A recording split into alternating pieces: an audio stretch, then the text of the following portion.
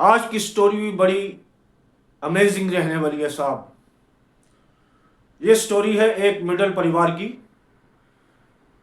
जिसमें तीन भाई हैं और उनके फादर एक गवर्नमेंट नौकरी करते थे।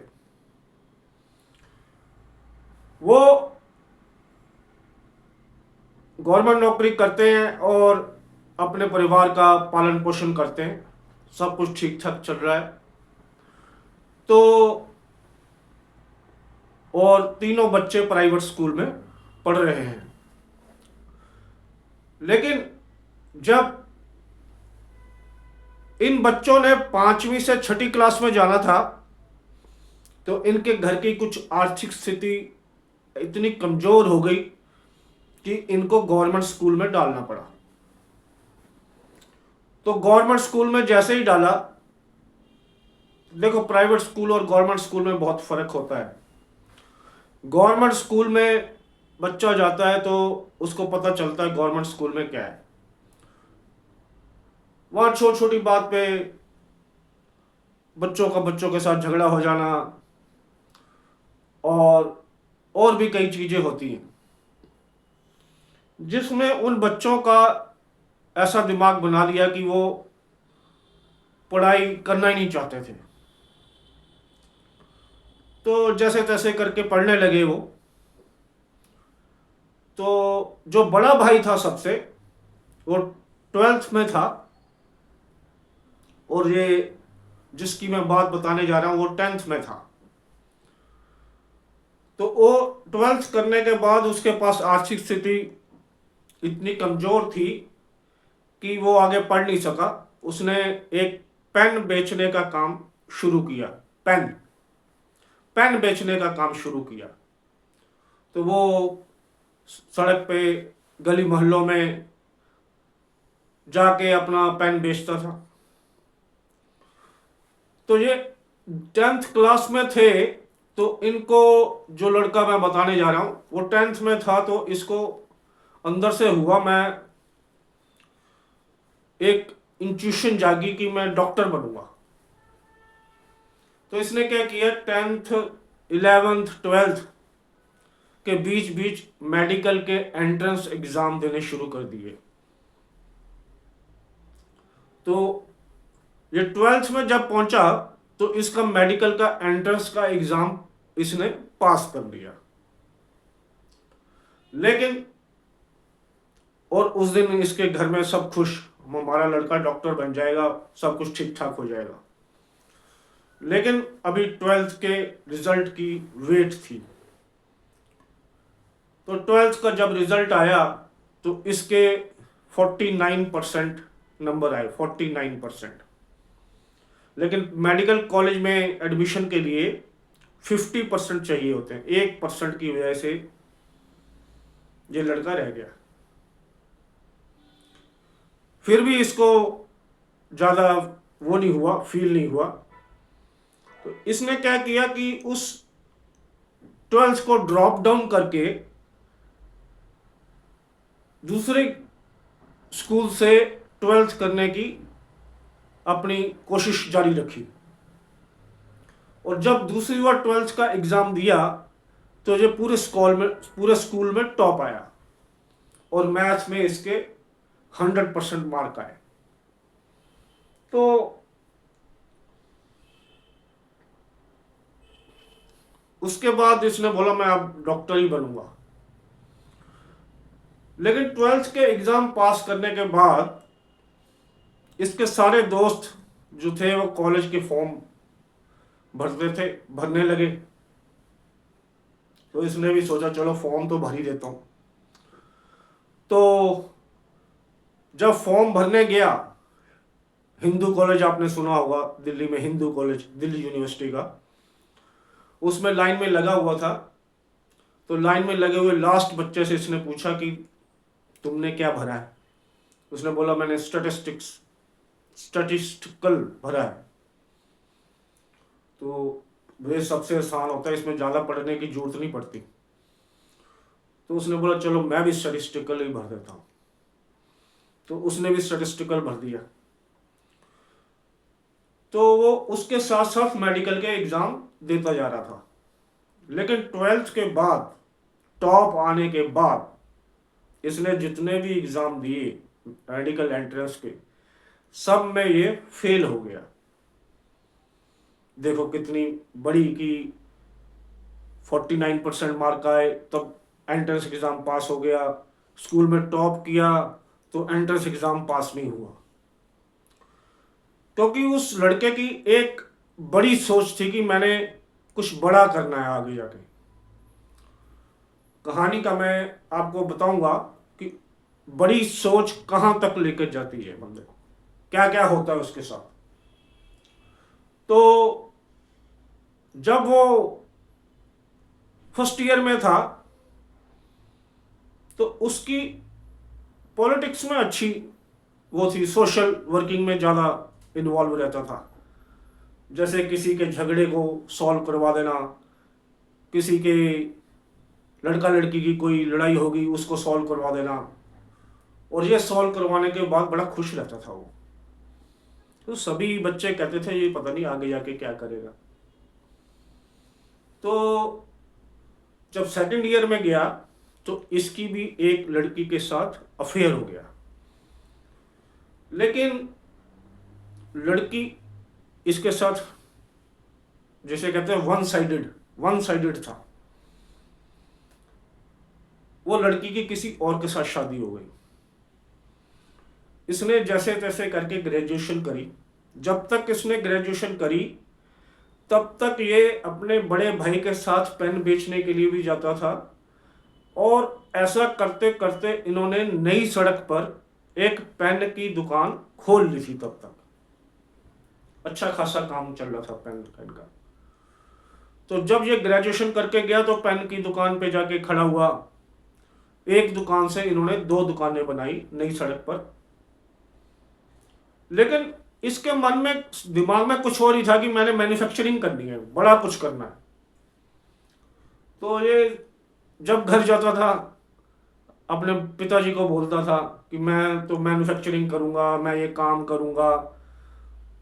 इनके पिताजी बाकी 2 बच्चों से बड़ा खुश रहते थे, लेकिन इससे ये थोड़ा दाएं बाएं बहुत करता था, मैं ये करूंगा, मैं वो करूंगा। तो बड़ी टेंशन में रहते थे वो, पता नहीं ये क्या करेगा। कहते हैं ना एक बच्चा घर में कोई ऐसा होता है कि जो दाएं बाएं बहुत करता है, मैं ये करूंगा वो, उसकी वजह से सारा घर टेंशन में रहता है। तो इन्होंने क्या किया कि पेन की दुकान पे जाते जाते बीच में जाना छोड़ दिया, पेन की दुकान पे जाना छोड़ दिया और एक नौकरी करने लगे केबल की दुकान पर। जैसे केबल लगती थी ना सब जगह पे, होटल में, घरों में, कहीं शॉप्स पर, बड़े बड़े ऑफिसों में कि पहले केबल लगती थी। तो वहां पे ये सेल्समैनशिप करने लगे। तो उस केबल के काम से इन्होंने 5-6 सालों में 10 या 15 हजार कमाए होंगे। तो 10-15 हजार कमा के इन्होंने वो केबल की दुकान पे नौकरी करनी छोड़ दी, अपना काम करने लग गए केबल का ही, जिसे रेडियो फ्रिक्वेंसी कहते हैं, इलेक्ट्रिकल फ्रिक्वेंसी। तो उस केबल के जगह जगह होटल में जाना, मोटल में जाना, तो इन्होंने काफी अच्छा पैसा कमाना स्टार्ट कर दिया।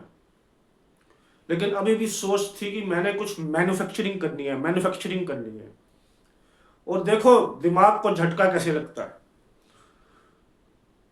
ये बड़े दिनों से इनके घर पे एक इन्वर्टर था, वो इन्वर्टर बार बार खराब हो जाता था। मैकेनिक आता था, कभी इन्वर्टर ले जाता था, कभी बैटरी ले जाता था, कभी इन्वर्टर बैटरी दोनों ले जाता था। तो इन्होंने काफी बार उसको आते जाते देखा। तो इन्होंने उससे एक दिन पूछ ही लिया, अरे भैया क्या बात है इस चीज के अंदर, इसमें क्या प्रॉब्लम है ऐसी कि ये बार बार खराब हो जाते हैं, आप इसको ले जाते हो, ले आते हो, ले आते हो, ले आते हो। तो उस बंदे ने, उस इंसान ने इनसे एक बात ऐसी कह दी कि सर आप छोड़ दीजिए, ये आपके बस की बात नहीं है। वो बात इनके दिल में लग गई। तो इन्होंने क्या किया, एक दिन वो जनरेटर इन्वर्टर अपना उठा के अपनी दुकान पर ले गए R&D करने के लिए। R&D करने लगे, लेकिन टेक्निकल नॉलेज नहीं थी, सेलिंग की नॉलेज थी बस। तो इन्होंने क्या किया कि 6 बंदों की टीम हायर करी R&D के लिए। तो R&D करने के लिए जब इनके पास टेक्निकल प्रॉब्लम नहीं, टेक्निकल नॉलेज नहीं थी, तो उन्होंने बोला कि ये नहीं हो पाएगा सर, आपके पास टेक्निकल नॉलेज नहीं है, कुछ नहीं है, सेलिंग से थोड़ी काम चलता है। तो इन्होंने क्या किया, जाके घर जाके 10th की फिजिक्स की किताबें निकाली और उससे फिर पढ़ना शुरू किया कि कैपेसिटर क्या होता है, इलेक्ट्रिकल चीज़ों की कैसे नॉलेज होती है, क्या होता है क्या नहीं होता है, इलेक्ट्रिकल के बारे में पूरा जानकारी उस किताबों से ली। तो जब ये जानकारी ली और जब R&D शुरू करी, तो इनके दिमाग में एक आइडिया आया। इन्होंने एक दिन वो 6 के 6 लड़कों को बुलाया और इनको बोला कि तुम अपनी अपनी वाइफ को लेकर आओ, हम एक मीटिंग करेंगे। तो 6 लड़के, यंग लड़के, 6 अपनी वाइफ लेके आ गए। तो उन्होंने उस मीटिंग में ये बोला कि जो ये इन्वर्टर, तीन तीन तीन की एक टीम बना ली, 3 की एक टीम बना ली, जो ये इन्वर्टर बना जाएगा, ये टीम बना जाए या वो टीम बना जाए, उसको मैं एक यूरोप का ट्रिप फ्री दूंगा। तो अब वो लड़के काम में लग गए, लेकिन वो जब भी घर में जाते उनकी पत्नियां उनको पूछती क्या स्टेटस है भैया काम का, वो बड़े परेशान। अब उन्होंने उसमें से दो तीन लड़कों ने घर जाना ही छोड़ दिया। भाई घर जाके पूछे स्टेटस का, स्टेटस कुछ है नहीं, हमें कुछ पता नहीं। तो वो रात को वहीं रुकने लगे। जैसे ही रात को वहां रुकने लगे, R&D बहुत सारी होने लगी, ये भी रात को रुकते थे वहां पे। तो इन्होंने R&D करते करते करते करते करते फिर एक इन्वर्टर का इन्वेंशन किया। ये कॉपी भी कहीं नहीं कर सकते थे, उन दिनों में कहीं कॉपी नहीं थी, ना USA में, ना यूरोप में, ना या कहीं और। कॉपी करने के लिए भी इनके पास कुछ नहीं था। जब इन्होंने इन्वर्टर लॉन्च किया तो 50% पे किया कि 50% चलो ओके है, 50% ट्रायल बेसिस पे है। तो इन्होंने एक इन्वर्टर निकाला जो आज ऑल ओवर इंडिया में जिसकी ब्रांचेस हैं। उस इन्वर्टर का नाम है सुकैम। अब नाम कैसे पड़ा ये भी मैं बताता हूं। जब सेकेंड ईयर में इसकी एक लड़की के साथ अफेयर होता है ना, तो उसका नाम S और U से शुरू होता था और K से इसका अपना नाम था। और A और N इन्होंने अपने बच्चों के नाम सोचे थे। लेकिन जब इसने बोर्ड बनाने के लिए दिया ना, दुकान का या फैक्ट्री का, तो उसमें गलती से जो बोर्ड बना रहा था उसने सुकैन N लिखने की बजाय M लिख दिया, M, सुकैम। तो इन्होंने बोला चलो रहने दो, अब हम सुकैम से ही चलाएंगे। तो वो नाम सुकैम ऐसे पड़ा। तो मैं ये बताना चाह रहा हूं, अगर बचपन में ही कोई चीज दिमाग में बड़ी सोच ली जाए, बड़ा सपना कोई सोच लिया जाए, उसका कोई ना कोई रास्ता जरूर निकल आता है at the end of the stage. अगर आप उसके पीछे लगे हुए हो। अगर आप उसके पीछे लगे ही नहीं हो फिर तो कुछ नहीं होने वाला।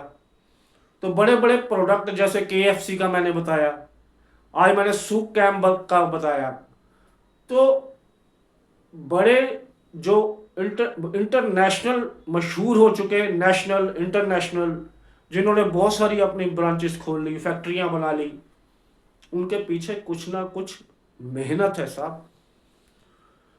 ये जो मेहनत है ना, ये सबसे बड़ी चीज है।